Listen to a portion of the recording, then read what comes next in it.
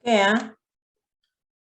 Jadi tadi sudah kita lihat ya, itu video singkat ya, bahwa ada kecelakaan, ada kegagalan bangunan. Jadi suatu hal yang sering terjadi sebenarnya, ya. Peristiwa seperti itu banyak sekali kejadiannya ya. Jadi tidak tidak asing. Nah, bagaimana upaya kita ini untuk mencegah ya, sehingga menjadikan di lapangan itu menjadi zero accident ya. Nah, jadi kalau kita lihat itu banyak hal, mulai dari manusianya, kecerobohan manusia ya, ada karena peralatan ya, alat berat dan lain sebagainya. Nah, itu banyak macamnya. Oke, jadi kita masuk dulu ke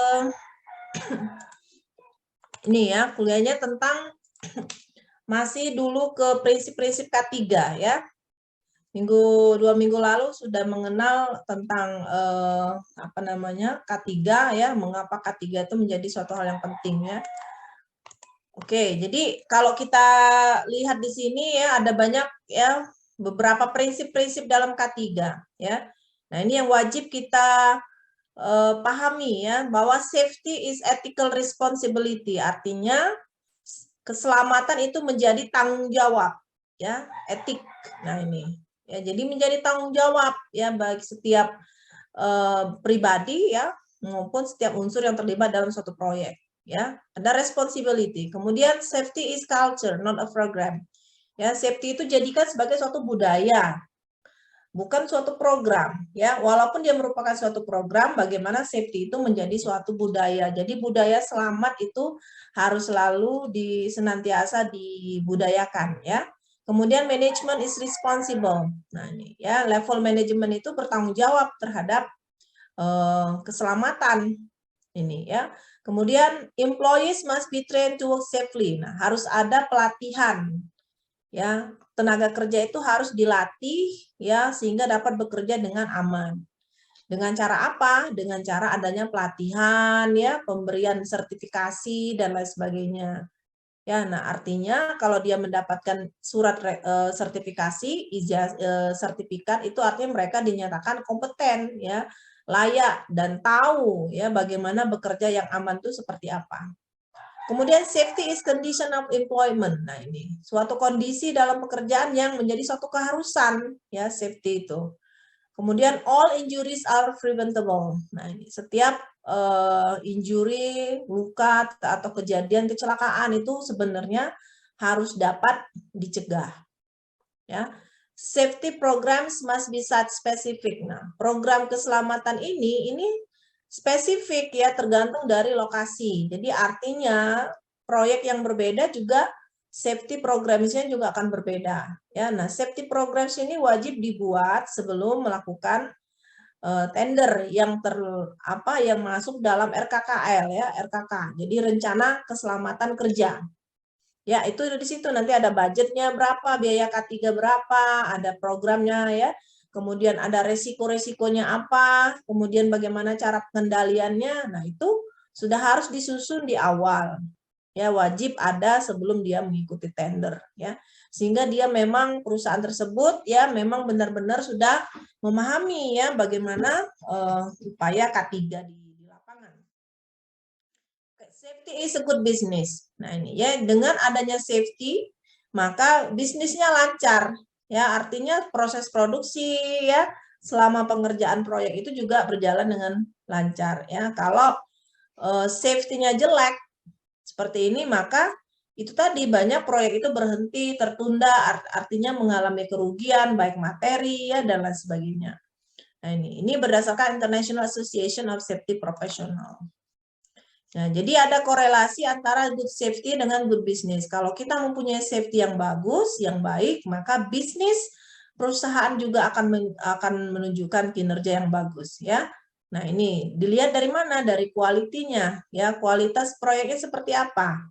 Ya, produktivitas. Produktivitas adalah output dibagi dengan input ya, berapa banyak meter kubik yang dihasilkan dibanding dengan meter kubik yang misalkan dikeluarkan ya, productivity.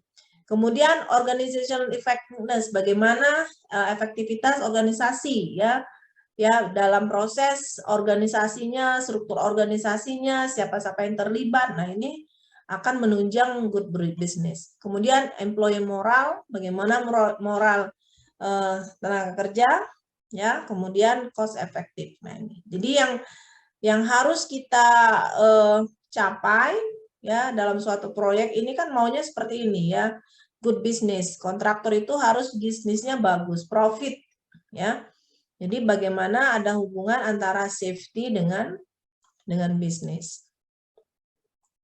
Nah, ini. Jadi safety sebagai suatu filosofi tadi, ya. Nah, ini kalau kita lihat kita hanya butuh 1 menit misalkan untuk membuat suatu aturan tentang K3, tentang keselamatan, ya.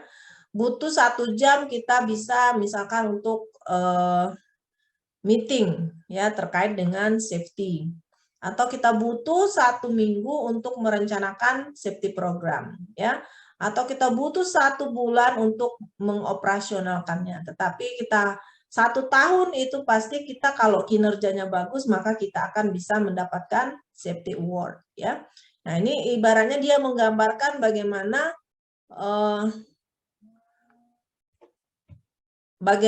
ya proses hierarki, ya.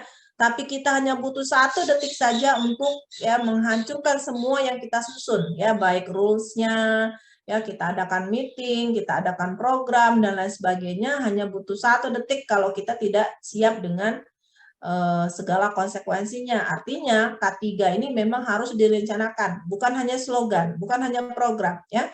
Tadi jadi kita bisa lihat bagaimana implementasi K3 di lapangan ya pada suatu proyek konstruksi. Ya, yang seperti minggu lalu sudah dijelaskan oleh Pak Subhan ya, dia punya dari sisi IT-nya, digitalisasi dan lain sebagainya, bisa dipantau lewat handphone dan lain sebagainya. Jadi ada banyak sekali program-program yang harus dilakukan ya untuk menjamin keberlangsungan terlaksananya K3 ini ya, sehingga tujuan kita adalah accident ini kita zero ya ini. Nah, ini perkembangan pelaksanaan ini ya ini tadi ya dari tahun ke tahun dia mengalami perubahan ya. Jadi K3 ini menjadi bagian penting ya dalam suatu proyek. Ya. Nah, ini kalau kita lihat untuk mendapatkan suatu production, safe production artinya apa ini? Misalnya kita safe production dalam menghasilkan suatu proyek konstruksi itu ya aman, ya efisien seperti apa? Ya, tujuan kita kan menghasilkan membangun suatu bangunan ya. Nah, itu yang aman tuh seperti apa? Ya, jadi kita harus identifikasi dulu ya jenis pekerjaannya seperti apa ya. Tentunya setiap proyek kan akan berbeda jenis pekerjaannya. Makanya kita harus membreakdown jenis pekerjaan ini apa. Misalnya pekerjaan bangunan tinggi ya, lantai 10 lantai. Kita breakdown menjadi pekerjaan struktur ya, ada struktur bawah, struktur atas, kemudian ada pekerjaan arsitektural, ya, pekerjaan mekanikal, elektrikal, dan lain sebagainya. Kemudian kita breakdown lagi struktur atas menjadi kolom, ya, balok, plat. Nah, kemudian kita breakdown menjadi uraian kerja, ya. Kemudian kita buat prosedur kerjanya seperti apa, ya. Dari setiap jenis pekerjaan ini akan bisa kita lihat nih, ya, identifikasi hazard, ya. Kira-kira potensi bahaya apa saja yang kira-kira bisa menimbulkan terjadinya kecelakaan, ya. Nah, contohnya tadi banyak kecelakaan tadi terjadi ya, ada tiba-tiba lagi ngecor bangunan itu roboh, ya. Kira-kira apa yang salah dari video tadi di awal, ya. Kemudian alat ya crane yang tiba-tiba patah, ya kemudian alat berat ekskavator ya tiba-tiba dompleng atau bergerak, posisi di tanah tidak kuat. Nah, seperti itu sebenarnya bagian dari hazard ya, bagian dari potensi-potensi bahaya yang semua itu kita harus identifikasi sehingga kita kalau kita tahu potensi bahayanya apa saja, maka kita bisa melakukan pengendalian ya. Kalau potensi bahaya seperti ini, kira-kira apa yang harus kita lakukan pengendaliannya. Nah, ini sudah harus diidentifikasi di awal ya. Kemudian prosedur kerja tadi menjadi syarat K3, Kemudian pelaksanaan pekerjaan juga harus selalu dilakukan inspeksi di lapangan, ya, sehingga proses pekerjaannya menjadi aman dengan berpegang teguh terhadap ini tadi, ada undang-undang, peraturan pemerintah, standar, dan lain-lainnya. Ya. Oke. Jadi kalau kita lihat bahwa keselamatan itu bersifat secara universal, ya, selalu ada potensi bahaya, hazard, ya, sehingga kita perlu mengutamakan keselamatan dan kesehatan kerja, ya. Nah ini. Nah kalau kita lihat definisi kecelakaan, ya, kecelakaan itu apa ini, ya? Pasti adalah merupakan kejadian yang tidak dikehendaki, ya. Kalau dikehendaki itu bukan kecelakaan, ya. Tidak ada seorang yang menghendaki terjadinya kecelakaan. Jadi tidak dikehendaki, tidak diduga, dan secara tiba-tiba. Nah ini menimbulkan kerugian, ya, baik harta korban, nyawa manusia, harta benda, seperti ini. Jadi ini, nah ini bagaimana potensi kecelakaan ini bisa kita identifikasi di awal, ya. Ini. Nah, jadi apa yang harus kita siapkan untuk mencegah atau mengurangi lah, ya, dampak terjadinya kecelakaan. Nah ini, ya, jadi kalau sebenarnya kecelakaan kerja itu tidak selalu diukur dengan adanya korban manusia cedera atau mati. Nah, ya.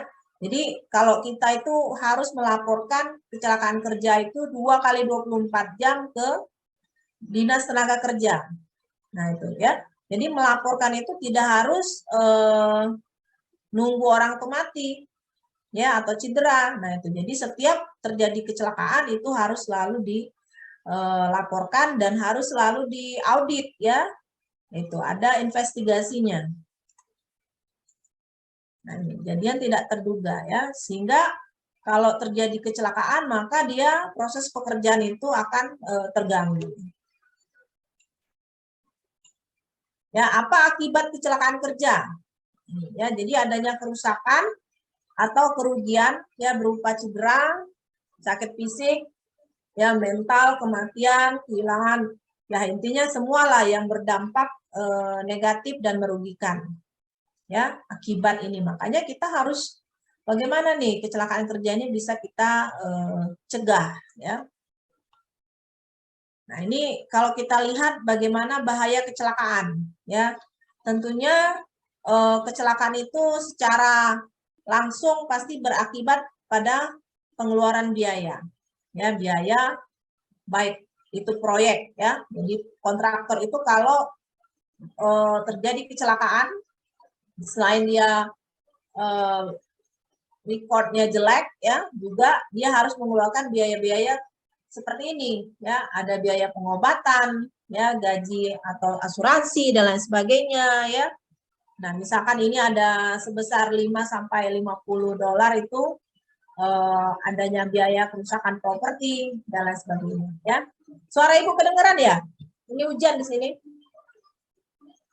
Kedengeran, Bu. Kedengeran, Bu. Iya, Bu. Kedengeran, ya?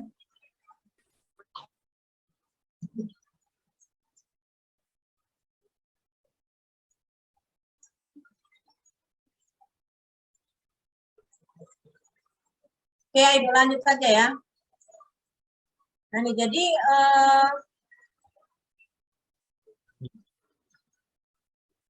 banyak biaya yang harus dikeluarkan, ya, dari sisi kontraktor, ya. Kalau terjadi kecelakaan, ya, jadi misalkan ada kerusakan alat, ya, kerusakan material, nah itu semua kan memang harus dicek, ya. Nah, konsep ketiga itu menggunakan beberapa pendekatan, ya, antara lain ada kemanusiaan karena terkait dengan nyawa, ya, kemudian ekonomi. Kalau terjadi kecelakaan pasti secara ekonomi pasti akan rugi dari sisi keuangan, finansial, ya, secara filosofi, dari sisi keilmuan, dan dari sisi hukum, ya. Kalau kita lihat dari kemanusiaan, kecelakaan itu pasti menimbulkan penderitaan bagi korban, ya. Sehingga K3 ini ditujukan untuk melindungi pekerja dan masyarakat, ya. K3 juga merupakan bagian dari hak asasi manusia. secara ekonomi K3 itu mencegah kerugian keuangan, ya, loss. Jadi tujuannya kan profit, ya, jangan sampai dia loss, financial loss. Dan tujuannya juga bagaimana bisa meningkatkan produktivitas di lapangan, ya, baik tenaga kerja, ya, maupun proyek secara keseluruhan. Ya, sehingga untuk mencapai safe production, ya, kita membuat suatu construction yang aman, itu semua proses berlangsung, ya, ada material, ada bahan, ada tenaga kerja, semua yang terlibat ini harus menjadi satu kesatuan, ya, dalam mencapai terwujudnya K3, ya. Di keselamatan kerja. Jadi intinya kita harus menjamin keselamatan kerja karena proyek konstruksi ini kan mempekerjakan begitu banyak tenaga kerja, ya. Jadi setiap manusia itu dijamin, ya, oleh negara. Jadi ini filosofi K3. Kita bagaimana upaya kita mencegah terjadinya kecelakaan, kebakaran, dan lain sebagainya. Jadi penyakit juga nih, penyakit akibat kerja. Ada penyakit yang memang diakibatkan selama kita melakukan pekerjaan. Ya, misalnya orang yang bekerja terekspos radiasi secara terus-menerus, ya, maka dia akan timbul radiasi, ya. Nah, ini akibat pekerjaan. Atau memang yang tanpa kita sadari secara terus-menerus kita terekspos, ya, baru akan ketahuan setelah beberapa lama kemudian, ya. Nah, ini jadi tujuan kita bagaimana accident prevention ini, ya. Kemudian juga kesehatan, jadi keselamatan dan kesehatan, ya. Kesehatan itu berapa derajat tingkat keadaan fisik dan psikologi individu, ya, dari seorang individu, ya. Fisiknya seperti apa nih? Secara fisiologis seperti apa? Kemudian faktor-faktor yang mempengaruhi kesehatan tenaga kerja, ya. Nah, kira-kira orang sehat itu dipengaruhi oleh apa saja sih? Nah, ini ada banyak faktor dibagi antara 3, ya. Ada beban kerja. Jadi bagaimana beban kerja itu harus seimbang, ya, antara fisiknya, mentalnya.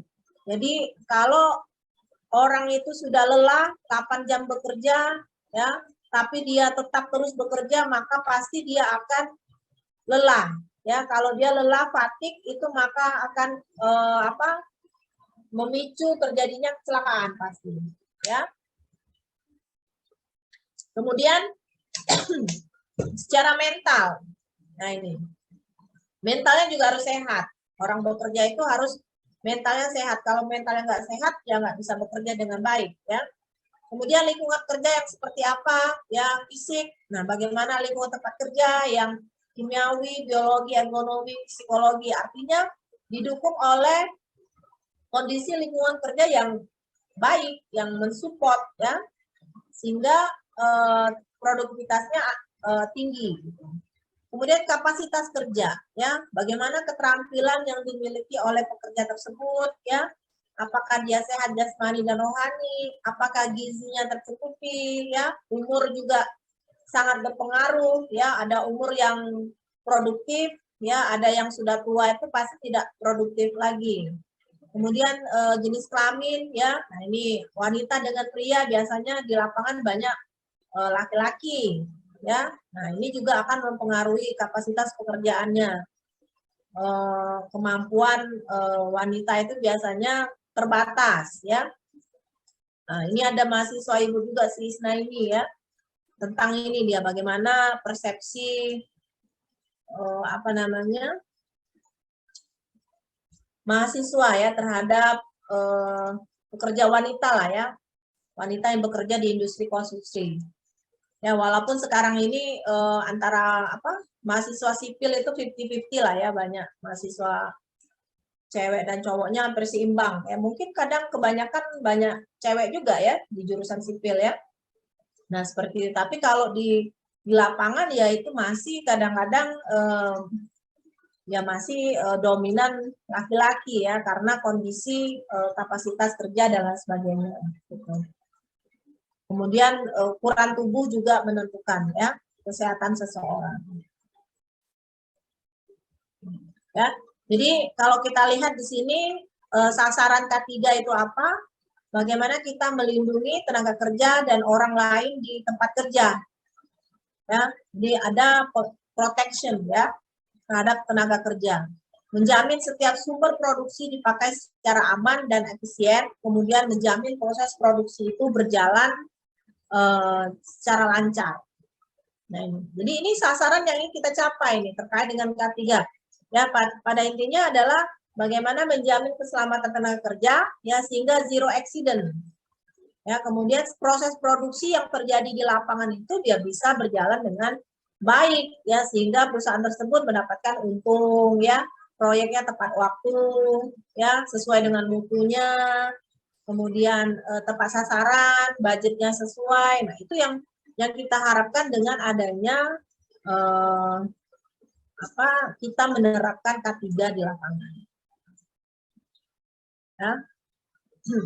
Nah, kalau pendekatan hukum, nah ini, jadi kita harus melihat bagaimana K3 itu berdasarkan peraturan perundangan. Ya, nanti kita lihat di slide berikutnya, mulai dari Undang-Undang Dasar 45, kemudian turunannya itu menjadi undang-undang, ya, kemudian diturunkan lagi menjadi peraturan pemerintah, kemudian peraturan menteri, ya, kemudian surat edaran dan lain sebagainya. Jadi hierarki peraturan perundangan itu harus kalian pahami ya urutan-urutannya. Tidak boleh kita menyebutkan dari yang surat edaran dulu. Ya, jadi kita berdasarkan hierarki yang mana yang tinggi ya. Kemudian kita lihat wajib dilaksanakan. Jadi K3 ini banyak sekali perundang-undangan yang mensupport ya, baik dari Dinas Tenaga Kerja sendiri, ada punya peraturan sendiri, kemudian dari Menteri PU juga ada peraturan. Jadi banyak sekali jenis-jenis peraturan yang mendukung ya, mensupport program K3 di proyek ya. Ini. Jadi kalau terjadi pelanggaran maka dapat dikenakan sanksi. Ya, jadinya melindungi intinya tenaga kerja, aset dan lingkungan hidup. Ya. Nah, ini sedikit tentang prinsip-prinsip ya yang sebenarnya ya masih basic sekali ya yang harus, tapi ini harus menjadi perhatian kita semua. Ya. Nah, Ibu, kalau nggak ada pertanyaan, Ibu langsung lanjut ke slide berikutnya ya. Jadi siap-siap nanti Ibu tanya ini ya. Harus paham nih apa yang Ibu jelaskan. Ya. Nah, kemudian kita masuk ke peraturan. Ya, nah peraturan ini ada banyak sekali tadi seperti Ibu bilang. Peraturan K3. Ya. Jadi peraturan K3 ini dasar hukumnya yang paling tinggi adalah Undang-Undang Dasar tahun 45 ya. Kemudian apalagi ya? Ada Undang-Undang Nomor 1 tahun 70. Nah, ini yang paling tua nih. Ya, tentang apa nih? Keselamatan kerja, kemudian Undang-Undang Nomor 13 tahun 2003 tentang ketenaga kerjaan. Ya. Nah, ini nanti kita lihat. Jadi policy nasional K3 berada di tangan menteri yang bertanggung jawab di bidang ketenaga kerjaan. Makanya setiap terjadi kecelakaan, maka itu wajib dilaporkan ke Disnaker, Dinas Tenaga Kerja, karena konstruksi itu mempekerjakan begitu banyak tenaga konstruksi. Jadi kalau ada data, ya data kecelakaan kerja kita cari di mana? Ya di Disnaker, di BPS, Badan Pusat Statistik ya. Nah, itu kita bisa lihat nih bagaimana angka kecelakaan kerja setiap tahun. Ya, cari datanya misalkan bahwa ternyata memang terjadi peningkatan nih. Ya, kecelakaan kerja dari tahun ke tahun. Nah, kira-kira kenapa ini masalahnya? Padahal kita selalu menggaung-gaungkan K3, tetapi tetap saja kecelakaan itu terjadi. Ya. Nah, jadi peraturan itu ada yang peraturan internasional, ya, ada juga peraturan yang nasional yang di Indonesia keluarkan. Nah, ini yang antara lain yang adopsi ya, yang peraturan internasional yang kita kenal. Ada OSAS yang paling sering ya, itu Occupational Health and Safety Management System ya, 18.801 tahun 2007. Nah ini ya, tentang OSAS. Kemudian ada ILO OS ya, yang dikeluarkan oleh PBB United Nations ya. Kemudian ada Construction Industry Occupational Health and Safety Management Systems, ini dikeluarkan oleh Jepang ya, untuk jasa konstruksi. Kemudian ada Guidelines for the Development and Application of Health, Safety, and Environmental Management System. Nah ini biasanya untuk perusahaan-perusahaan minyak dan petroleum internasional, dia menggunakan peraturan internasional seperti ini. Nah ini jadi ada banyak sekali yang bisa kita adopsi, masing-masing itu ya tergantung dari scope ya. Kalau kita lihat industri minyak ya, perminyakan offshore misalkan dengan konstruksi itu jauh sekali berbeda. Ya kalau kita pelajari, orang sipil juga belajar konstruksi ya, orang teknik perminyakan juga konstruksi, tapi konstruksinya bangunan yang ada di misalkan bangunan di laut, offshore dan lain sebagainya ya. Nah, itu banyak sekali resiko-resikonya, lebih banyak mungkin resiko terhadap bahan kimia, ya, explosion dan lain sebagainya. Nah, ini resikonya jauh lebih besar. Jadi setiap bidang itu pasti potensi resikonya juga akan berbeda-beda ya. Nah, ini dasar hukum jadi rujukan di kita ya, ada banyak sekali ini. Tadi yang sudah Ibu jelaskan, mulai dari undang-undang ini yang paling tinggi ya, kemudian turunannya adalah peraturan pemerintah, turunannya lagi ada peraturan menteri, kemudian ada surat edaran. Ya, jadi yang paling tua adalah Undang-Undang Nomor 1 Tahun 70 ya, tentang keselamatan kerja. Nah, ini nanti bisa kalian download pasal per pasal, kalian lihat kira-kira pasal apa saja nih yang mencangkup tentang keselamatan kerja. Semuanya keselamatan kerja, tapi ada yang lebih spesifik seperti itu ya. Kemudian ada Undang-Undang Nomor 28 Tahun 2002 tentang bangunan gedung. Nah, ini kalau proyeknya berubah bangunan gedung ya.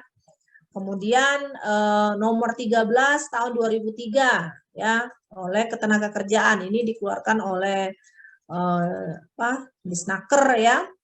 Kemudian Undang-Undang Nomor 30 Tahun 2009 tentang kelistrikan. Nah, ini Nomor 40 Tahun 2004 Sistem Jaminan Sosial Nasional ya, 36 Tahun 2009 tentang kesehatan, dan ini yang terakhir Undang-Undang Nomor 2 Tahun 2017 ya, tentang jasa konstruksi. Nah, ini orang sipil harus tahu nih Undang-Undang Jakon ya. Harus diupload ini, di-download ini apa saja nah isi Undang-Undang Nomor 2 Tahun 2017 ya. Di sini harus kalian kuasai ya, jangan sampai nggak tahu Undang-Undang Jasa Konstruksi nomor berapa dan tahun berapa. Nah ini ya.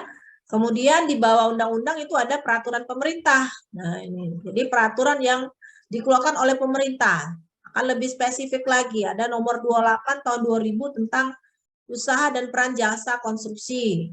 Ya, Nomor 29 Tahun 2000 penyelenggaraan jasa konstruksi. Nah, ada Nomor 74 Tahun 2001 tentang pengelolaan B3 ya, limbah B3. Kemudian pelaksanaan bangun gedung dan selainnya. Nah, yang paling sering dipakai adalah Undang PP Nomor 50 Tahun 2012 ya, tentang SMK 3. Nah, ini jadi SMK 3 ini ada 166 variabel indikator ya. Nah, ini nanti saya jelaskan ya. Ini sering dipakai untuk mengaudit ya, mengaudit bagaimana kita melihat implementasi K3 yang diterapkan di proyek konstruksi ini berdasarkan PP Nomor 50 Tahun 2012 ya. Masih SMK 3, Sistem Manajemen Keselamatan dan Kesehatan Kerja ya. Padahal kita sendiri sudah mempunyai SMKK, Sistem Manajemen Keselamatan Konstruksi, tetapi di perusahaan-perusahaan itu masih menerapkan SMK 3 ya. Perusahaan kontraktor itu harus mempunyai sertifikat SMK 3 ya, dan tenaga ahli yang mempunyai sertifikasi. Ya, kalau tidak, dia tidak akan bisa ikut tender. Ya, artinya perusahaan tersebut memang sudah baik ya sistem keselamatannya. Dan harus ada perencanaan berupa nanti ya, harus ada manajemen risiko K3-nya sudah harus disusun di awal. Ya, nah itu harus direncanakan, setiap proyek harus mempunyai tadi ya. Nah, ini adalah upaya kita untuk melihat bagaimana implementasi K3 tersebut di perusahaan tersebut, di proyek. Ya, apakah setiap unsur-unsurnya ada atau seperti apa? Jadi kita bisa lihat bagaimana implementasinya, apakah memang sudah dilakukan ataukah belum. Nah, ini ya. Jadi ini untuk menyelenggarakan K3 konstruksi. Kemudian ada Peraturan Menteri Tenaga Kerja nomor 1 tahun 80 tentang K3 konstruksi bangunan, ya. Kemudian nomor 2 tahun 80 tentang pemeriksaan kesehatan tenaga kerja. Nah, ini nomor 4 tahun 80 tentang pemeliharaan APAR, ya, nomor 5 tahun 2018 tentang K3 lingkungan kerja. Dan ada Peraturan Menteri PUPR, Permen PUPR nomor 1, nah ini tahun 2019 ya. Nah, ini cari tentang apa ini. Kemudian ada SKB, ya, SKB Surat Keputusan Bersama Menteri Tenaga Kerja dan Menteri PU nomor ini ya 174 tahun 86 ya, dan lain sebagainya. Jadi bagaimana turunan yang paling ini dia mengatur ini ya, di lapangan ada pedoman teknis K3 pada tempat kegiatan konstruksi bangunan. Jadi ini kan umum Mas ya, undang-undang ya, peraturan. Nah, ini kan lebih bersifat lebih pedoman. Ya, surat keputusan, surat edaran, ini lebih spesifik lagi. Ya. Nah, ini. Jadi ada SK Dirjen PP ini tentang ahli K3, bahwa K3 ahli K3 itu harus tersertifikasi oleh BNSP. Ya, kalau tidak punya tenaga ahli yang tersertifikasi, maka tidak akan bisa ikut tender dan lain sebagainya. Semua itu diatur ya. Itu. Jadi tidak bisa kita itu apa namanya? Tidak mempunyai kualifikasi. Ya, makanya orang yang mempunyai kualifikasi itu biasanya lebih dibutuhkan, dicari gitu ya. Nah, ini kalau di undang-undang bisa kita lihat ya, Undang-Undang Dasar 45 pasal 27 ayat 2. Nah, ini tiap warga negara berhak atas pekerjaan dan penghidupan yang layak bagi kemanusiaan. Nah, ini. Ya, orang berhak bekerja tapi juga berhak dijamin keselamatannya. Nih ya. Kemudian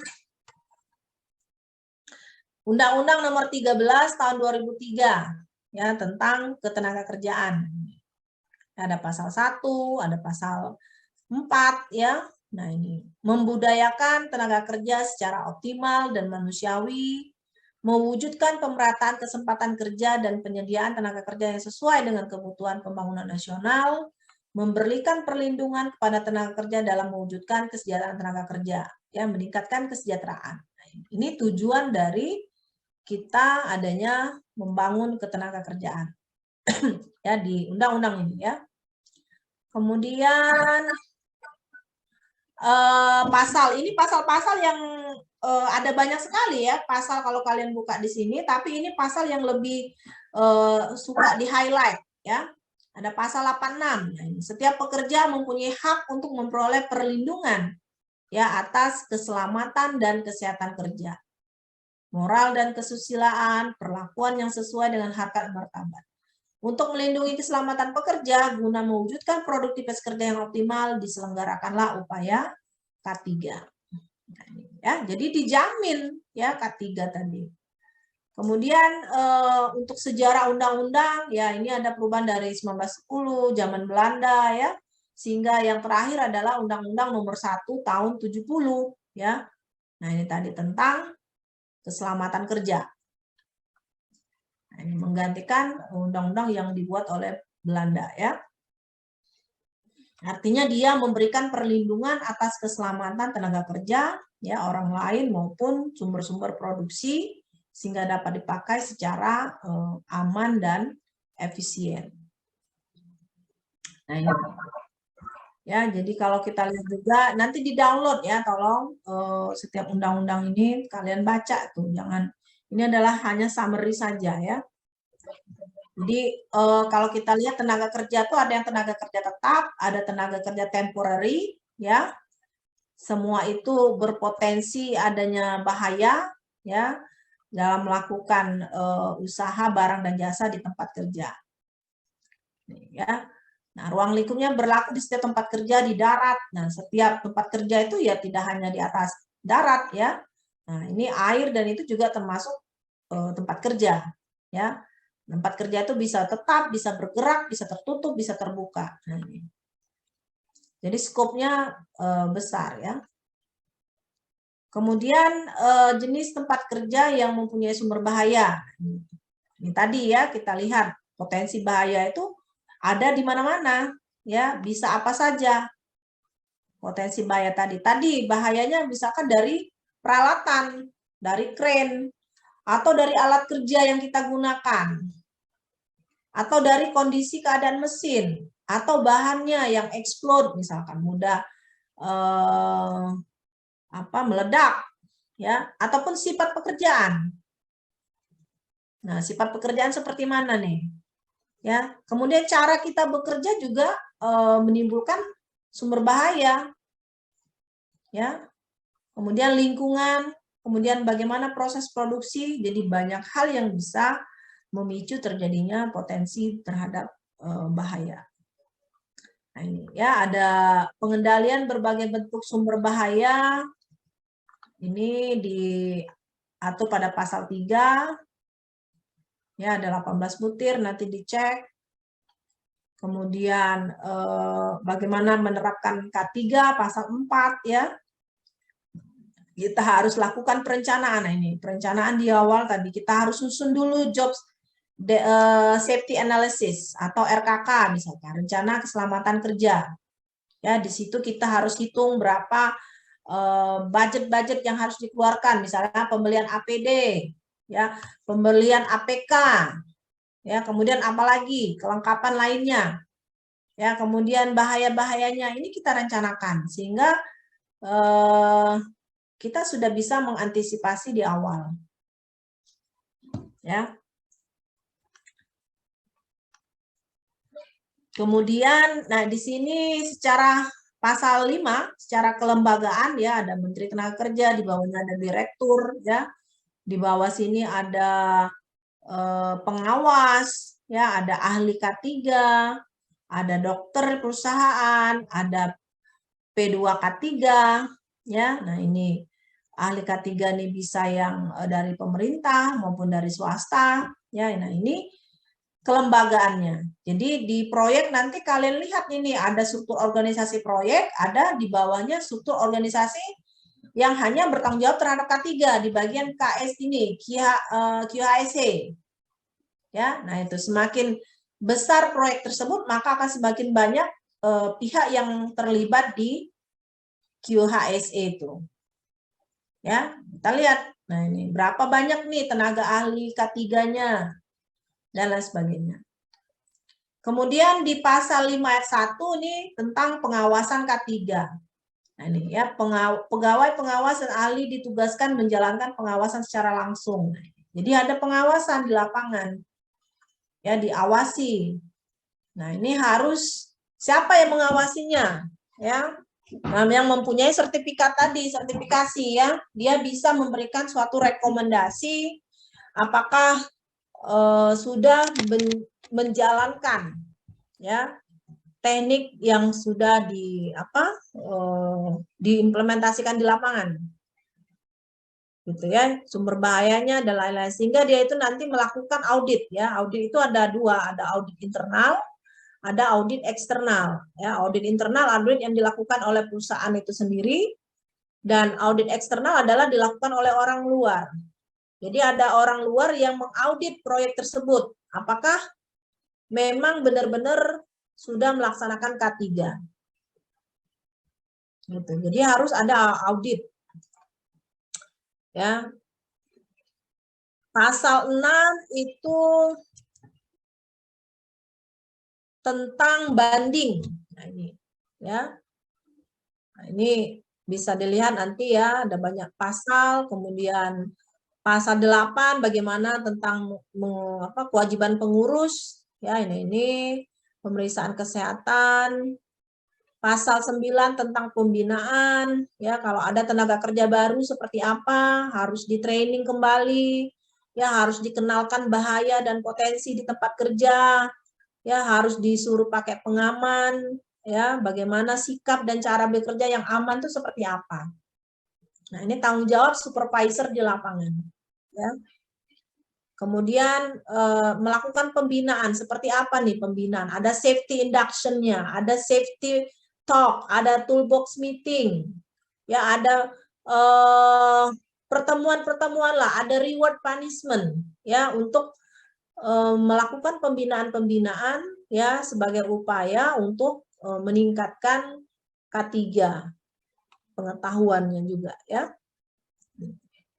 Kemudian pasal 10. Nah, ada namanya P2K3. Ya, ini. Jadi di proyek harus ada P2K3, panitia pembina keselamatan dan kesehatan kerja. Nah, ini jadi dia berfungsi untuk wadah kerjasama ya antara pihak perusahaan maupun pihak pekerja. Nah, ini ya. Diatur ditetapkan oleh Menteri berdasarkan Permen nomor 4 tahun 87. Ya, kemudian pasal 11 ini ada kewajiban melaporkan kecelakaan kerja. Nah ini ya, setiap terjadi kecelakaan itu harus dilaporkan ya dalam waktu 2 kali 24 jam ya ke Dinas Tenaga Kerja. Ya, jadi nanti ada investigasinya ya. Nah ini. Tata cara pelaporan itu diatur berdasarkan Permen nomor 3 tahun 98. Kemudian pasal 12 tentang kewajiban dan hak tenaga kerja. Ya, ada hak, ada kewajiban. Nah, kewajibannya harus menggunakan APD, mentaati K3, haknya apa? Meminta pengurus melaksanakan syarat K3. Nah, ini boleh menyatakan keberatan jika syarat K3 memang belum terpenuhi. Ya. Pasal 13 ya, adanya perlindungan terhadap orang lain. Kewajiban menggunakan APD yang ditetapkan. Artinya apa ya? Kita menggunakan APD itu bukan hanya untuk diri kita sendiri, tetapi itu merupakan salah satu proteksi untuk melindungi orang lain juga. Itu, ya. Kemudian kewajiban pengurus. Nah, ini ya, melakukan pembinaan, memasang stiker-stiker di lapangan, ada rambu-rambu K3 di lapangan, proyek itu harus dibatasi, ditutup ya, seperti itu. Jadi untuk menjamin bahwa proyek itu memang melindungi lah ya tenaga kerja, baik tenaga kerja yang di dalam maupun orang yang akan masuk ke proyek tersebut. Ya. Ini. Kemudian pasal 15 tentang sanksi. Nah, ini denda 100.000 ataupun kurungan 3 bulan. Pasal 16 kewajiban pengusaha. Ini menyesuaikan dalam waktu 1 tahun ya pemberlakuan peraturan lama supaya tidak bertentangan. Nah, ini ya cara sektoral, SDM, kelembagaan. Nah, ini summary ini di buku saya ini ya. Nah, ini baru halaman pertama. Ada banyak sekali peraturan yang bisa kita lihat ya. Contohnya tadi di sini tentang nomor 1 tahun 70 ya, ada tentang Undang-Undang nomor 36 tahun 2009 tentang kesehatan ya. Ini ada banyak nih, PP, Kepres ya. Kepres nomor 22 tahun 93 penyakit yang timbul akibat hubungan kerja. Ya, peraturan menteri, macam-macam ini ada tentang pesawat angkat dan angkut ya. Kemudian ada nih Permenaker ya. Nomor 32 tahun 2015 syarat-syarat keselamatan dan kesehatan kerja lift untuk pengangkutan orang. Jadi ke sini nih lebih spesifik lagi nih. Ya, keputusan menteri, diagnosis pelaporan penyakit akibat kerja, nilai ambang batas faktor fisika. Ini. Surat keputusan, cara pengisian formulir laporan, ya analisis statistik kecelakaan dan lain sebagainya. Jadi ini semua support-support ya yang harus kita pahami. Ada banyak sekali peraturan yang ada sekarang. Bagaimana kita itu mematuhi ya peraturan sudah banyak, sudah ada, ya tinggal implementasinya seperti apa. Itu jangan sampai peraturan yang dibuat tapi tidak dipatuhi ya. Gitu. Nah, oke ya, tentang ini peraturan dan prinsip-prinsip. Nah, kira-kira sampai sini ada pertanyaan nggak? Izin bertanya, Bu. Ya. Nama saya Fitria Putri Mutasari dari kelas A Palembang. Kalau tadi kan berdasarkan paparan, Bu, terdapat 2 jenis audit, audit eksternal dan internal. Yang katanya kalau saya baca-baca tadi di internet, kalau perusahaan yang punya potensi tinggi akan kecelakaan itu harus wajib mengikuti audit eksternal. Nah, kalau misalnya setelah dilaksanakan audit internal dan eksternal, tapi hasilnya berbeda, Bu, ada kejanggalan yang cukup timpang antara keduanya, itu gimana ya, Bu ya? Ya, intinya kan audit internal itu kan dilakukan oleh perusahaan itu sendiri, ya kan? Kalau eksternal itu ada orang luar, ada perusahaan yang memang ditugaskan untuk itu. Jadi ibaratnya untuk meng-cross check nih. Ya, jadi kalau kita melaporkan diri kita sendiri kadang-kadang bagus semua kan?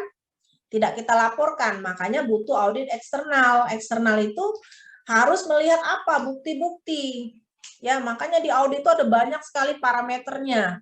Harus ada buktinya, misalkan terjadi kecelakaan, ada nggak formulir kecelakaan? Ya, rambu-rambu, ada banyak sekali variabel yang harus dipenuhi. Jadi semakin besar proyek tersebut, jadi kalau proyek tersebut apa namanya? Nanti saya ini ya. Ini ada contoh nih ya. Ini ada contoh skripsi lah nih. Bagaimana kita mengaudit ya. Jadi mengaudit itu berdasarkan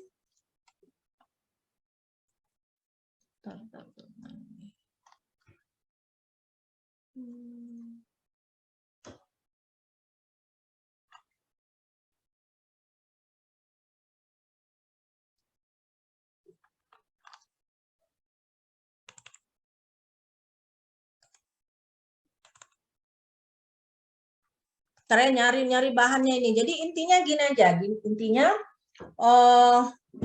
audit internal itu ya kalau kita sendiri yang mengaudit tentunya bagus ya, tapi itu semua harus disertakan dengan bukti-bukti. Jadi tadi ada banyak indikator dalam mengaudit, ada 196 indikator. Ya kalau misalnya perusahaan itu perusahaan kecil itu biasanya hanya ada 64 indikator yang dia penuhi. Ya, perusahaan menengah itu 122 indikator, perusahaan besar itu 166 indikator.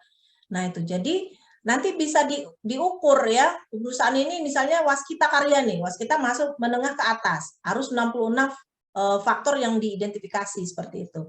Nah, di checklist nanti kira-kira kalau dia 80% ke atas ya, dari 166 itu memenuhi ya, dia sudah dianggap baik implementasinya. Ya, jadi harus ada checklist. Nah, itu kalau eksternal itu dilakukan oleh perusahaan eksternal, artinya dia perusahaan lain yang independen, ya, yang tidak memihak. Nah, itu kenapa perlu dilakukan audit K3 ya? Seperti itu, karena itu menjadi suatu keharusan. Ya, jadi audit itu kan banyak parameternya. Misal tadi ada sertifikat kompetensi, perusahaan itu punya nggak SMK 3-nya. Itu semua ya. Jadi nanti bisa dicek lah nanti ya. Ini susah nyari bahannya ini. Karena belum disiapkan ini ya. Jadi ada banyak indikator ya. Ya di buku Ibu semua tuh ada, tapi satu pun sampai sekarang nggak ada yang mesen ya. Bu aneh. Ya, semuanya di buku Ibu tuh ada. Ya, kalau kalian baca satu itu dasar-dasar itu semuanya ada di situ. Jadi nggak perlu cari ke yang lain lagi itu. Ya, satu pun sudah ditawar berapa minggu nih nggak ada ya, sudah ya. Berarti saya hanya orang namanya mengajar itu memberikan sedikit saja, selebihnya kalian harus banyak membaca. Ya nggak bisa semua itu dijubelkan ya, disuapi semua. Ya, jadi harus banyak membaca. Membaca itu dari mana saja, dari buku, ya, sekarang dari Google, dari mana saja. Jadi intinya itu ya. Nanti sambil jalan lah nanti Ibu jelaskan itunya. Ada lagi pertanyaan?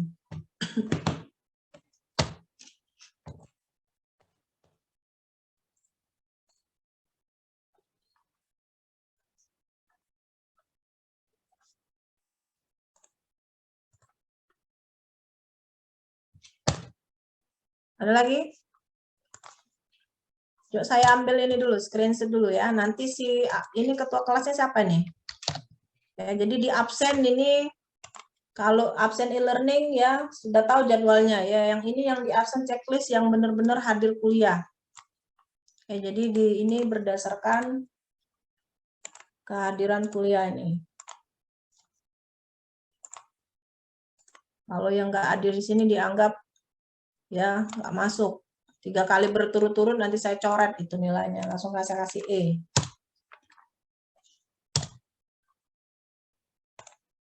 Ya. Ini 68, yang terdaftar ada banyak sekali.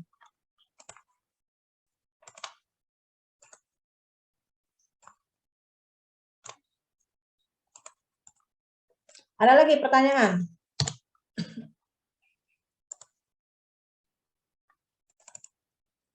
Ya, kalau tidak ada pertanyaan, Ibu yang bertanya. Ya, siap-siap dari materi yang sudah Ibu jelaskan tadi. Ibu ambil secara acak.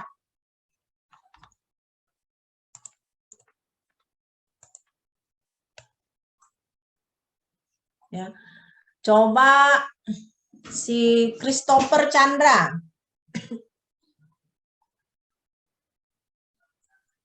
Iya, Bu.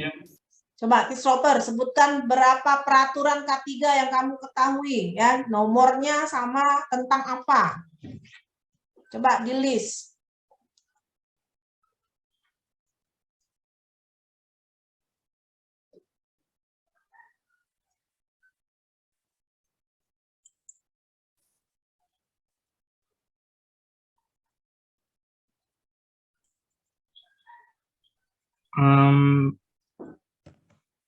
Sama UU nomor 2 tahun 2017 tentang jasa konstruksi, Bu. Terus Apa? Nomor? UU nomor 1 tahun 1970 tentang keselamatan kerja. Terus?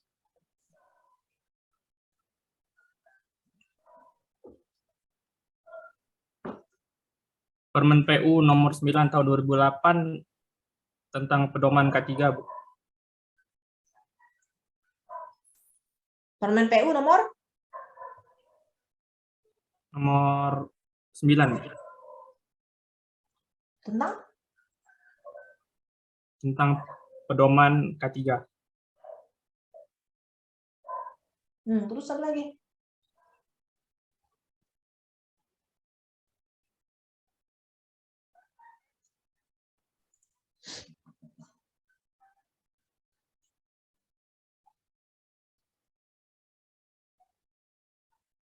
Tadi nyatet nggak tadi?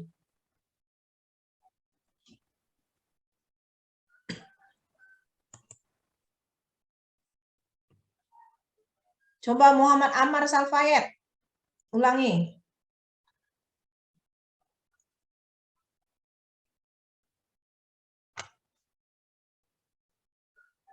Mana si Ammar? Dengar nggak?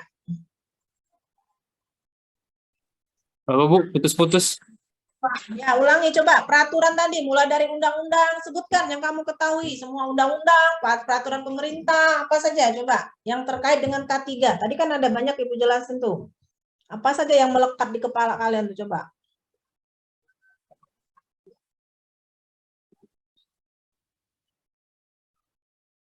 Coba dijelasin. Ada UU nomor 1 tahun 1970, Bu, tentang keselamatan kerja. Terus?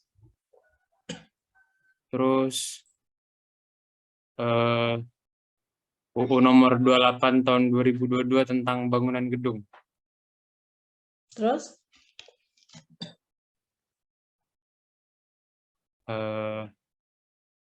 UU nomor 40 tahun 2004 tentang sistem jam sosial nasional.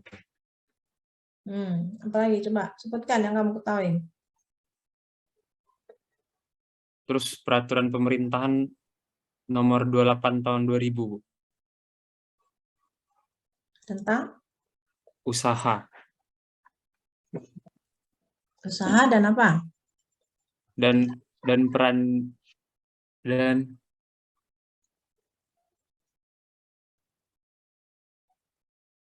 Peran jasa konstruksi. ya peran jasa konstruksi, Bu. Apalagi?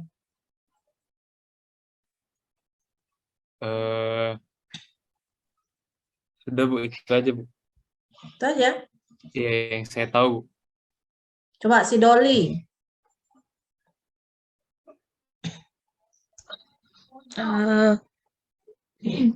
Undang-Undang Nomor 1 Tahun 1970 tentang Keselamatan Kerja, terus Undang-Undang Nomor 24 Tahun 2011 tentang Badan Penyelenggara Jaminan Sosial, terus Undang-Undang Nomor 13 Tahun 2003 tentang Ketenaga Kerjaan, Undang-Undang Nomor 36 Tahun 2009 tentang Kesehatan, Undang-Undang Nomor 4 Tahun 2004 Sistem Jaminan Sosial Nasional, terus Undang-Undang Nomor 2 Tahun 2017 tentang Jasa Konstruksi, terus Peraturan Pemerintah Nomor 84 Tahun 2013 tentang penyelenggaraan program jaminan sosial dan tenaga kerja,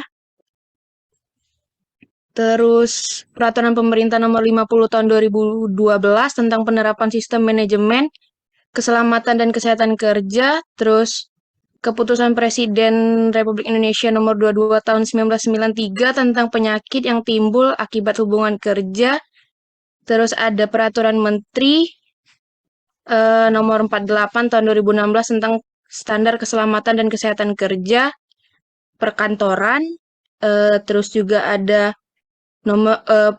Permenaker Nomor 26 Tahun 2014 tentang penyelenggaraan penilaian penerapan SMK 3, terus ada Permenaker RI Nomor 2 garis miring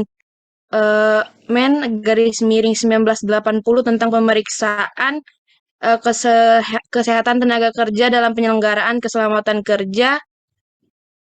Terus ada juga keputusan Menteri Nomor KEPTS 333 garis miring MEN garis miring 1989 tentang diagnosis dan pelaporan penyakit akibat kerja, dan juga ada surat edaran dan keputusan Dirjen Pembinaan Hubungan Industrial dan Pengawasan Ketenaga Kerjaan SK. Oke. Ya, Kamu itu hafal aja. apa kamu lihat contekan itu? Tadi ini Bu, lihat catatan yang Ibu dicatat. Catat ya. Nah, itu. Jadi sudah siap ya. Nah, sekarang yang lain Ibu tanya.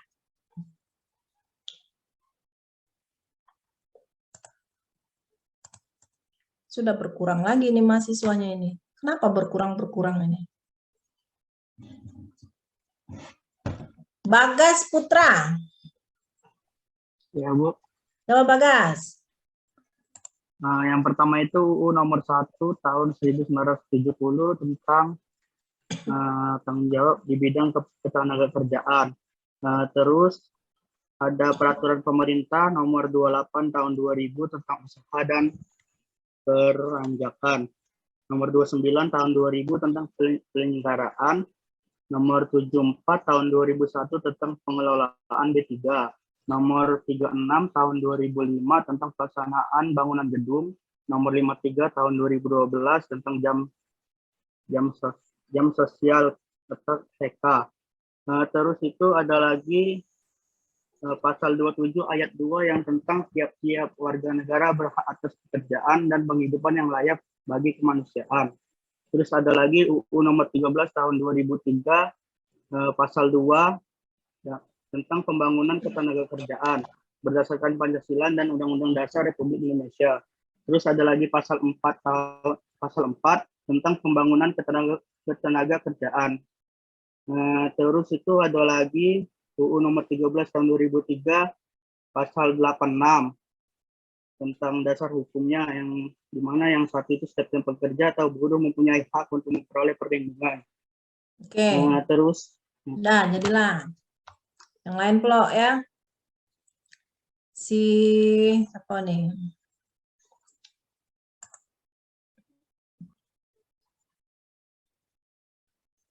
Raihanisa Fitri, ya. Coba jelaskan prinsip-prinsip K3 apa saja yang Ibu jelaskan di awal tadi, ada berapa?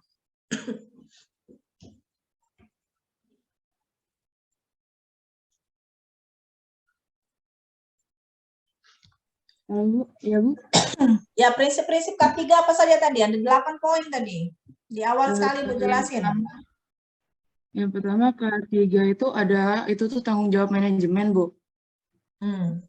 Nah, setelah itu keselamatan itu tanggung jawab dari moral. Setelah itu pekerja tuh harus diberi pelatihan untuk bekerja dengan aman. Setelah itu K3 tuh cerminan dari kondisi ketenaga kerjaan, dan keselamatan tuh bukan dari budaya, tetapi keselamatan tuh adalah budaya, bukan sekedar program. Selanjutnya program K3 tuh bersifat spesifik dan semua kecelakaan itu dapat dicegah. Mungkin itu, Bu. Oke, si Gazi, coba Gazi ulangi sedikit yang tadi disebutkan tadi.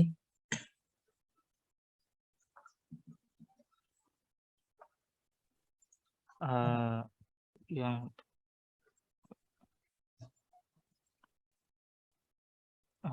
tadi itu tentang keselamatan dan tanggung jawab ya, Bu. Ya, apa? Keselamatan, safety is apa? Etika. Keselamatan dan tanggung jawab moral itu, keselamatan adalah budaya, bukan hanya sekedar program. Terus K3 itu adalah tanggung jawab manajemen. Terus pekerja itu harus diberi pelatihan untuk bekerja supaya dengan aman. Terus K3 itu adalah cerminan kondisi dari ketenaga kerjaan. Terus semua kecelakaan dapat dicegah, dan program K3 itu bersifat spesifik, dan K3 itu baik untuk bisnis. Ya. Oke. Theo Albani. Coba faktor yang mempengaruhi kesehatan kerja itu apa, Theo?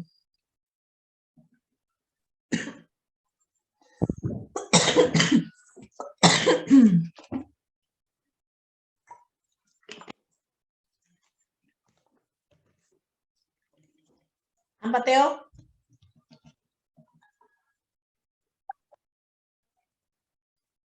Yes, Bu. Ya, apa? Coba sebutkan.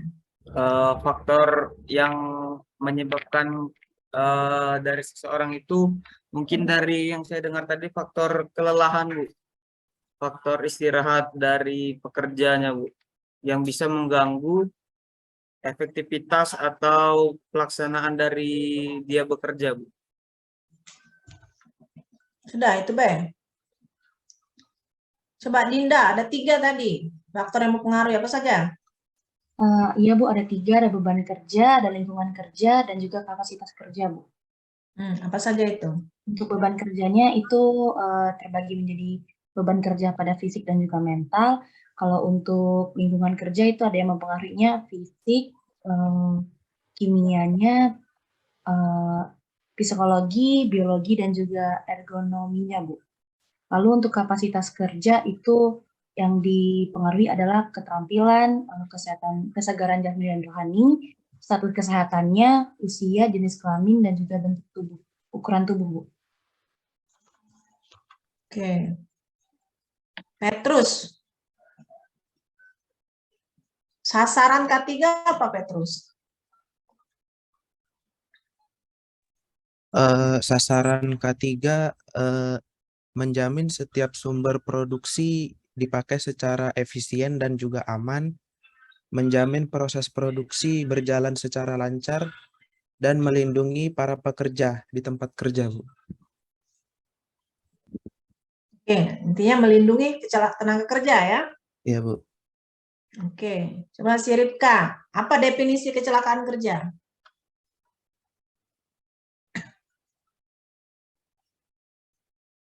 Ripka,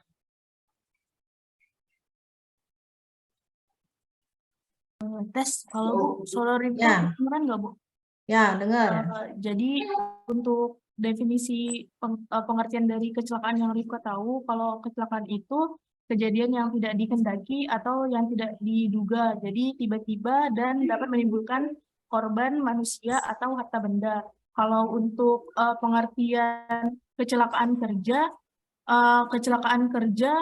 itu suatu kejadian yang tidak diduga, insiden yang mengakibatkan kacaunya proses pekerjaan atau produksi yang direncanakan sebelumnya. Itu, Bu.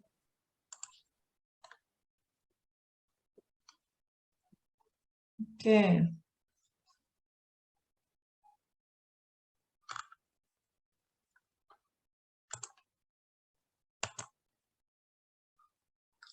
Coba si Nicholas Jason. Kalau dari sisi pendekatan kemanusiaan itu bagaimana tuh pendekatan K3 itu?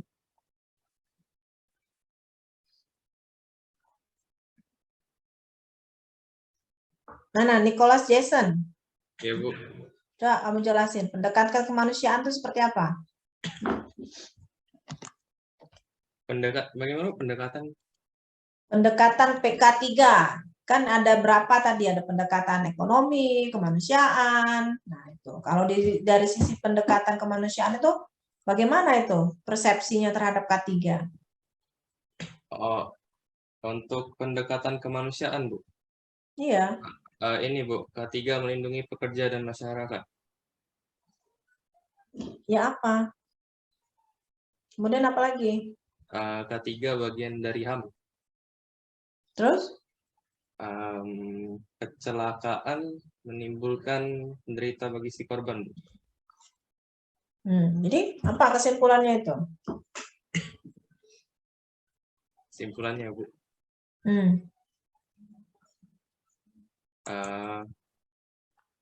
Kayak ini, Bu, lebih melindungi ya, Bu, ya, mengurangi resikonya. Ya, dari sisi kemanusiaan, ya, kecelakaan itu manusiawi, kecelakaan, bagaimana kita mencegah terjadinya kecelakaan, itu kan? Ya, enggak, hilangnya nyawa itu namanya manusiawi. Iya, betul. Oke, dari sisi ekonomi, gimana nih Wulan Nurita? K3 itu mencegah dari kerugian, Bu. Terus meningkatkan produktivitas. Ya, kenapa dari sisi ekonomi coba diiniin? Karena kalau terjadi apa? Kecelakaan secara tidak langsung apa? Kerugian finansial. Ya, ekonomi pasti uang keluar, perusahaan itu rugi. Ya, tenaga kerja berhenti bekerja. Nah, itu mengakibatkan kerugian dari sisi ekonomi. Seperti itu, ya.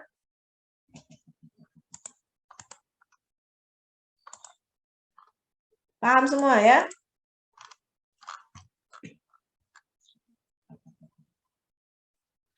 Oke, ini tinggal 41 ya. Gimana ini? Kok? Oke, jadi yang di absen ini coba di ini ya, Ibu kami screenshot. Ini yang di absen ini yang terakhir ini ya. Yang ada 40 berarti dikurangi Ibu. Ya, nanti siapa nih yang di Bukit nih ya? Fajri ya? Ya, Bu, Fajri, Bu. Ya, Fajri ya, checklist saya nanti kirim Fajri. Yang di luar dari sini berarti ini ya, enggak masuk. Tadi banyak 68 kok bisa, kenapa bisa berkurang ini ya? Ada kuliah lain atau gimana? Mungkin sinyalnya, Bu. Sinyal kalian posisi di mana ini? Ada yang di luar kota, Bu, soalnya, Bu. Berapa banyak yang di Palembang? Coba saya tanya. Theo ya. Nah, berarti banyak di Palembang. Coba yang bukan di Palembang berapa orang?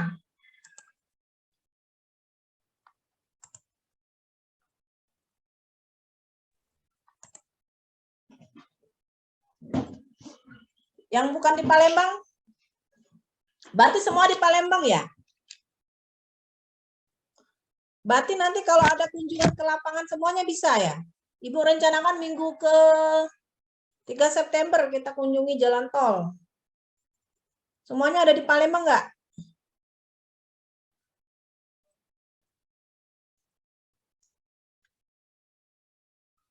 Nggak ada yang jawab? Insya Allah, Bu, kayaknya, Bu. Ada semua ya? Berarti kalau semuanya diem berarti bisa semua ya. Kalau nggak ada berarti Ibu checklist, Ibu coret dari mata kuliah ini. Ya, kalau ada yang di luar kota keberatan ngomong. Makanya Ibu mau data berapa orang yang jauh dari Palembang, berapa ini sehingga bisa kita atur. Ya. Ini kan kalau memang apa? Berdasarkan ini 2002 angkatan 2002 berapa? 2020 ya. Ini kan sebenarnya mata kuliahnya semester 7 kalau nggak salah ya. Artinya yang sebenarnya yang ngambilnya kan 2019 ya. Ya enggak? Berarti 2018 20 itu kan kalian ngambil atas semua. Ya enggak? Ini kan mata kuliah pilihan. Ya. Nah, itu jadi kalau dijadwalkan itu kan 2020 offline ya. Nah, tapi sebenarnya ini mata kuliahnya mata kuliah atas. Jadi kalau mata kuliah atas kita tetap online ya. Makanya Ibu ingin melihat ya, ini sebenarnya mata kuliah K3 ini ya dari zaman ke zaman dulu sebelum pandemi itu pasti selalu kunjungan ke proyek ya. Kita ke proyek itu kita dibagi tugas nanti per kelompok ya untuk membahas bagaimana implementasi K3-nya di proyek tersebut. Nah, ya jadi nah, Ibu di sini banyak yang ikut itu nanti minggu depan field trip-nya.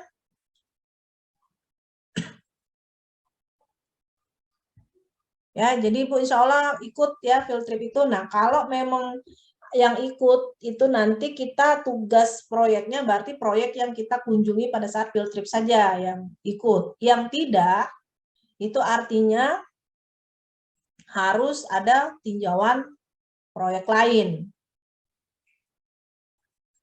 Ya, paham nggak? Ya, jadi K3 ini kan kalau di silabusnya ini case base ya, jadi mata kuliah yang berdasarkan kasus. Jadi kita tidak bisa sekedar ya cuman teori-teori saja, belajar teori gini-gini ya. Nah, ini jadi bagaimana kita melihat kasus di lapangan ya, K3-nya seperti apa, kita harus bisa merencanakan K3 ya, melihat implementasi di lapangan itu seperti apa, kita review ya, tujuannya ke situ. Jadi bukan cuman kita pahami saja ya, karena ilmu itu kalau kita di lapangan itu akan lebih cepat mudah terserap ya, lebih mudah dimengerti. Nah, itu jadi harapannya seperti itu. Jadi kasus ya. Nah, makanya Ibu ingin nanti tolong nanti aja lah ketua kelasnya didata ya, yang mana yang di Palembang ya, apa memang di luar nih. Kalau memang di ini kan memang harus kehadirannya harus ada ya. Nanti itu tadi ingin lihat seberapa banyak yang tidak ikut. Kalau tidak ikut berarti itu tadi kita adakan kunjungan lain ya, studi kasusnya seperti itu. Sehingga nanti dibahas ya. Itu. Jadi kalau yang sudah ikut field trip tidak usah, tapi kalau mau ikut ya silahkan. Ya, itu saja. Jadi ada kemudahan. Ya, paham nggak sampai sini?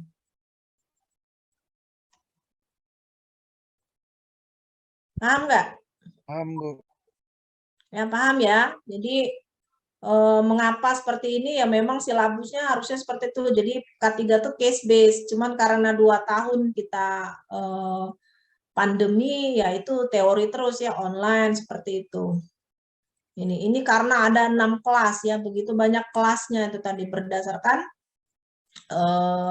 angkatan ya. Makanya kalau Ibu data di akademik SIMAK itu hampir 190 orang yang ngambil K3, tapi ternyata realisasinya ini nggak sampai gitu ya, 56 ya di ini yang Bukit, yang Indralaya juga kayak gitu. Artinya nggak, kalau cuma sampai 100 Ibu gabung aja sekaligus ngajar ya.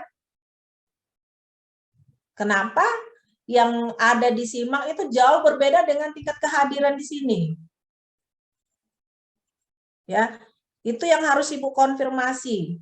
Ya, hari ini Ibu sudah screenshot terakhir ini yang Ibu ambil untuk checklist ya. Kalau memang tidak ada, Ibu panggil ya, ini apa di drop atau seperti apa kalau tidak ada penjelasan. Ya, mumpung ini baru pertemuan awal, masih ya bisa di drop mungkin. Seperti itu. Jadi daripada untuk seterusnya nggak pernah masuk kuliah ya, kunjungan lapangan juga nggak bisa, mending di drop aja ya, ambil mata kuliah lain atau ambil lagi tahun depan. Seperti itu. Ya, jadi harus keaktifannya. Ya, jangan sampai Ibu ngoceh berjam-jam ya. Capek ngoceh, kalian enggak denger, enggak tahu apa-apa. Nah, ini Ibu aneh, ini kok nambah lagi 57. Padahal sudah jamnya ini ya.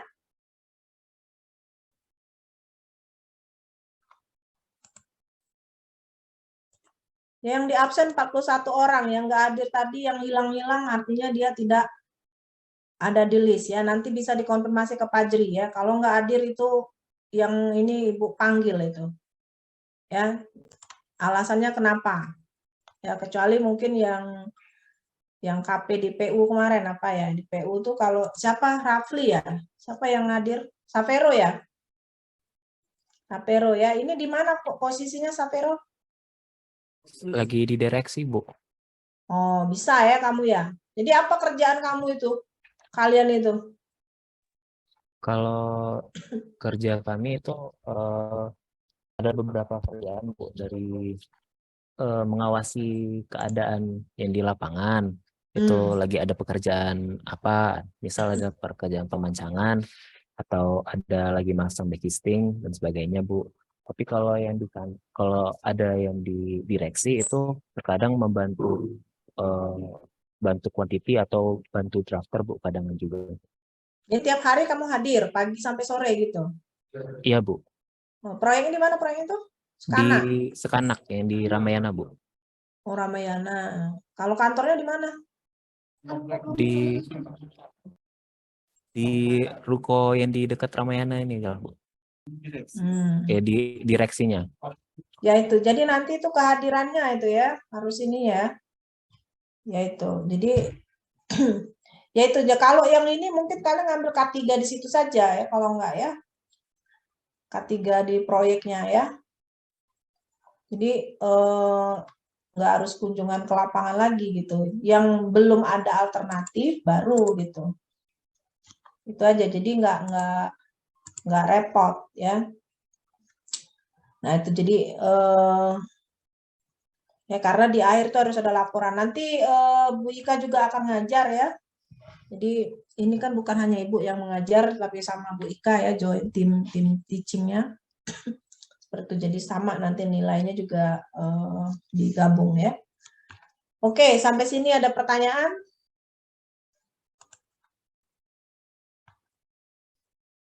Ya, nanti Ibu lupa terus posting ya, bahannya nanti diposting di e-learning ya. Absen jangan lupa berdasarkan, coba lihat yang tertera di situ ya, absen hari apa, sehingga tidak lewat ya. Oke, untuk hari ini itu aja ya.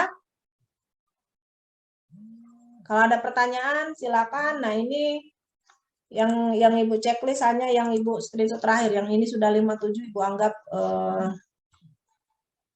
miss ya. Nah itu.